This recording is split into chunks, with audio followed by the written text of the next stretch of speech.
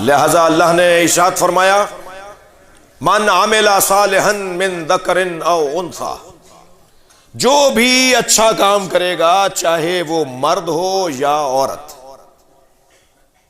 فلنحیینہ حیاتا طیبہ، ہم اس کی زندگی کو جاویدان بنا دیں گے۔ وہ مر بھی جائے گا یا مر بھی جائے گی تب بھی ہم اسے زندہ رکھیں گے، اس کی قبر لوگوں کو ہدایت دے گی، اس کا ذکر لوگوں کو زندگی بخشے گا، اس کی یاد قافلوں کو بڑھاتی رہے گی، اس کی وجہ سے لوگ جینے کا لطف پائیں گے، مرنے کا ذائقہ سمجھیں گے، ہم اس کی حیات کو جاویدان کر دیں گے، اور ہم اسے ایسا اجر دیں گے کہ جیسا اجر ہم نے اس سے پہلے کسی کو نہیں دیا، اور معلوم ہوگا کہ عمل انجام دینے کے بدلے میں اللہ کیا انعام عطا کرتا ہے۔ عزیزو، وادی ذکر انسا ہے، آج نسبت ہے ایک ایسی بیوی کی کہ جو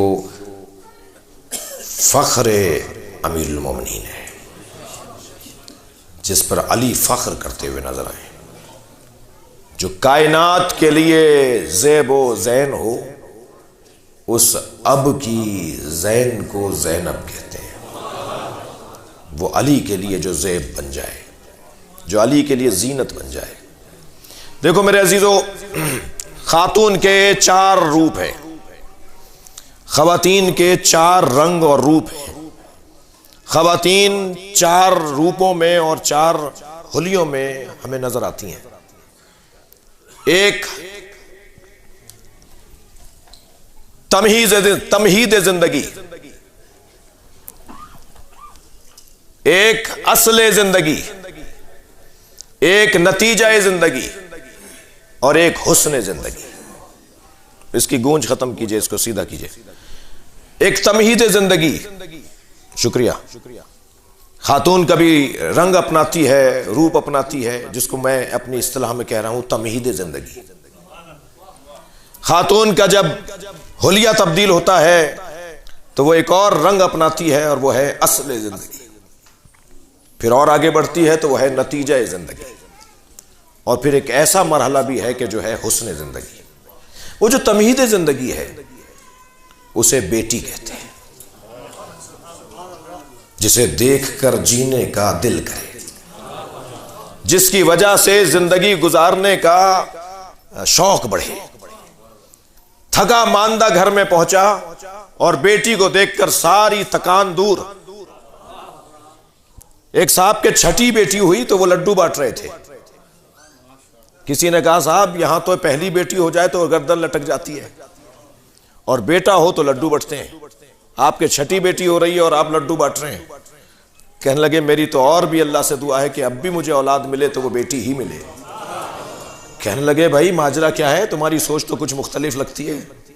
کہنے لگے توجہ چاہوں گا، کہنے لگے جی بیٹھ جائیے بیٹھ جائیے۔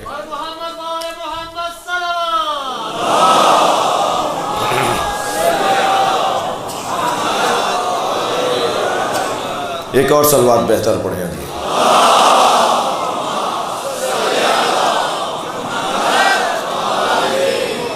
اس سے بہتر اور بلند صلوات پڑھیں۔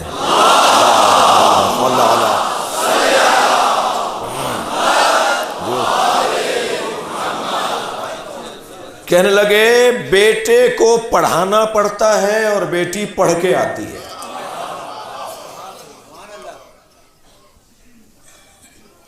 آپ کبھی گھر میں جائیے، بیٹا بھی ہو اور بیٹی بھی ہو آپ کے، تو آپ نے گھر میں داخل ہوتے کے ساتھ ہی جب آواز لگائی تو فرزند ارجمند بیٹے صاحب، آج کل کی بات کر رہا ہوں، موبائل میں کچھ کر رہے ہیں، اب میں نے یہ کچھ کر رہے ہیں جان بوجھ کے کہا ہے، موبائل میں کچھ مصروف عمل ہے۔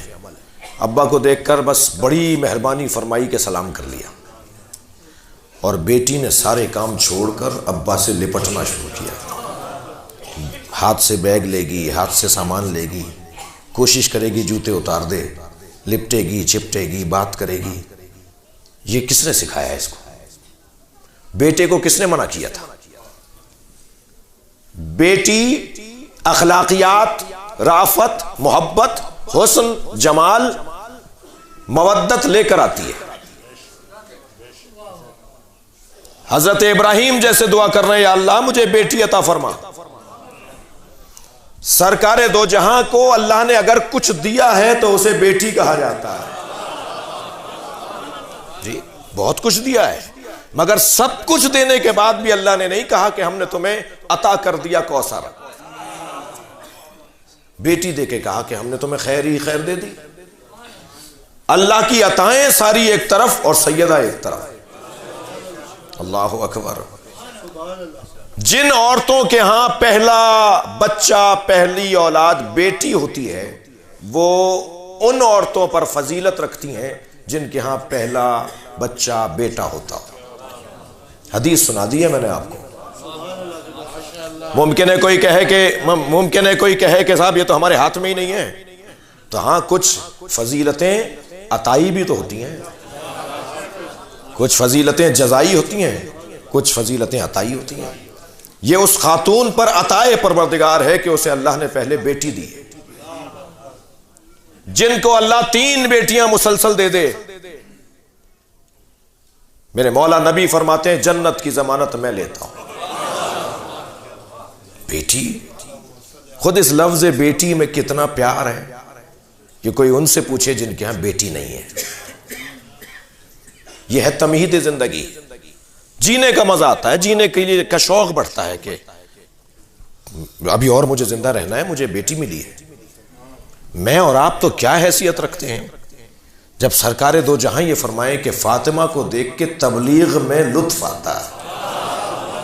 اے فاطمہ، میں حوصلہ پاتا ہوں تمہیں دیکھ کر، سارا معاشرہ مجھے اذیتیں پہنچاتا ہے، مگر جب میں فاطمہ کو دیکھتا ہوں تو میری ساری تکلیفیں دور ہو جاتی ہیں کہ میرے پاس فاطمہ ہے۔ بیٹی تمہید زندگی۔ یہ جب اصل زندگی میں ڈھلتی ہے تو یہ بیوی بنتی ہے۔ بیٹی جب زوجہ بن جائے تو یہ اصل زندگی ہے۔ خبردار بیٹیوں کو گھر نہ بٹھاؤ، وقت آ جانے پر، اہل مل جانے پر، کف مل جانے پر، ظاہری اور بظاہر کوئی اگر ہم پلہ ہے مل جانے پر ان کو بیا دو۔ البتہ تعلیم، پڑھائی ان کی اپنی جگہ ضروری ہے، اس لیے کہ اگر خاتون تعلیم یافتہ نہیں ہوگی تو سماج تعلیم یافتہ نہیں ہوگا۔